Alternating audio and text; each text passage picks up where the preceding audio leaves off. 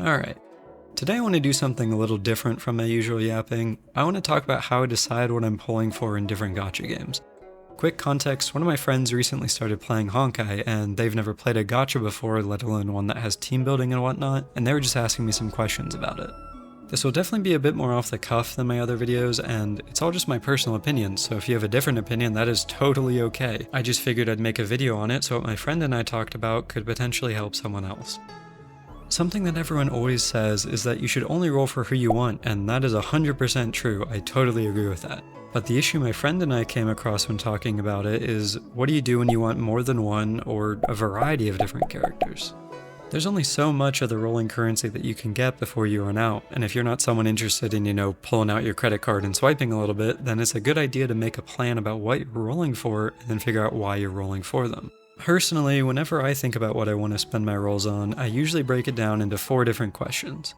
Do I like their design, meaning the way they look, their animations, and stuff like that? Do I like the way they sound, meaning their voice? Do I like them in the story if they've had any presence so far? And then lastly, do I like the way they play or what their kit is? If it wasn't obvious, this is more of a general gacha video, like anyone can use this for any game because all those questions are something that's applicable to pretty much whatever you play, whether that's Genshin, Honkai, ZZZ, Wuthering Waves, Dokkan Battle, FGO, Arknights, it really doesn't matter. No matter which one of those games you're playing and you want to dedicate your time to, you can still ask yourself those questions because the initial problem is still going to be there. There's only a certain amount of currency that you have, so you have to plan out how you want to spend it. So basically what I want to do is break down those 4 questions into something actionable that gives you something, concrete that you can base your decisions off of. The first thing that I would generally do is weigh the questions I mentioned earlier. For example, there's people that play these games without a care in the world about what their characters look like. They only care about what they do. So obviously for that kind of player, the way they play and what kit the units have will be a lot more important to them than anything else. On the other hand, there's a lot of people that start to play these games specifically because they like the way one character looks. For example, when Genshin launched, there were a ton of people playing it just for Ayaka, and for those people the design was the most important part because we didn't know anything about her at that point. So what I do is give everything a point. Design is 1, story is 1, voice is 1, and their kit is 1. But you give the one that you care about the most an extra point, and that way your 4 questions become 5 points, and now when you're rating between characters, you don't have an equal tie. Since this whole conversation came up between just my friend and I'll use him as an example of how this all works. My friend is kinda a big weeb, so he's into Gundam and mecha stuff, and he's also really into Japanese voice actors and things like that. So the 2 things he'd rate the highest are design and voice. On the topic of Gundam and mechas, Firefly fits right into that ballpark. For voices, he's a big fan of JoJo, so Jingwan, who's voiced by Daisuke Ono, is a great fit there. So he's got 2 characters and now he just has to rate them. He decided that he favored design more than anything else, so Firefly being a mecha and stuff like that is cooler to him than Jingwan, who is relatively plain without his lightning lord. To be clear, those are his words, not mine, so don't crucify me, Jingwan mans. So with that decided, Firefly got 2 points for design because that was the major thing that he was interested in. That said, just because Firefly won the 2 points for design doesn't mean that she's the character he eventually decided to save his rolls for. Jingwan actually ended up winning the other 3 points for voice, story, and kit, so all things considered, he ended up deciding to roll for him. That's how I walk through it with my friend who's a newer player, but that's not necessarily the only way to do it. For a newer player, something like the story will inherently have lesser value because they haven't really gotten invested in the characters and the plot yet. Someone who's been playing for longer and cleared most of the story might make a different decision than he did because they would know Firefly better and stuff like that, which may push them towards giving Firefly the point and therefore the roll. On top of that, someone who's been playing for a while would have a more developed account, so now I'm going to use myself as an example. I'm a big fan of Blade, and one of his better teammates, Jade, recently released, and she works really well with him because she gives him extra stacks towards building his follow-up when he's marked by her skill. On paper, Jade is a really good pickup for me. It makes Blade stronger and it gives him a use in pure fiction because he gets to do more AoE and things like that. That said, in the story I wasn't really a huge fan of her. Design-wise, she's just kind of okay, and their voice, it was alright. So despite me knowing that she's a really good character for one of my favorite units, I ended up just not rolling for her. That said, someone more willing to get Jade despite them not being their favorite character could definitely get her as a pickup because it makes their favorite stronger. Like, is Robin one of my favorites? No, I can't really say that she is.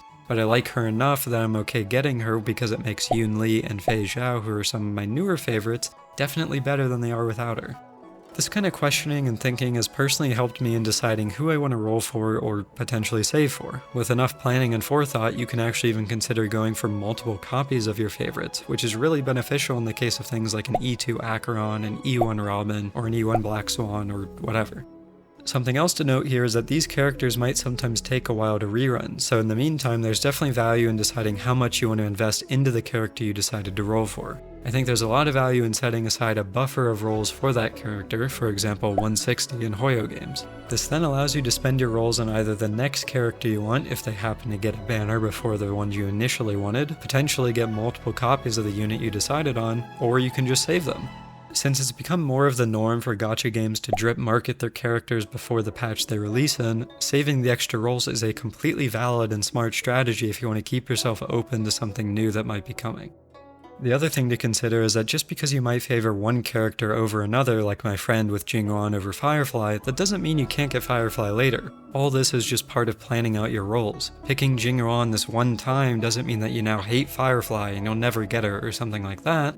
After all, there's a reason you picked her in the first place. All this means is that Firefly would be the next character on your list that you can compare to whoever else might be upcoming, after you get Jingyuan. It's also worth mentioning here that the next character in your comparison could potentially be someone that works really well with the character you just rolled, because your criteria for gaining points can change as you develop your account. For example, if my friend starts looking at supports for Jingyuan in the future, rating their kit could be the most important part. After all, Sparkle is going to do a lot more for Jingyuan than a Jiao Q would, but they would still have to pass the tie for points to really be worth rolling for. I do want to clarify something at the end here. I'm someone who likes breaking down things into as many logical points as I can. I'm someone who comes from FGO, and because of how the pity and everything else in that game works, spoiler, it's really bad, if you're not planning out your rolls months in advance, you can very easily end up missing the character you really wanted, because you didn't end up saving enough for them. As a result of that, deciding who and what I want to roll for is super important, because that game is basically a character collector, and missing your favorites really sucks.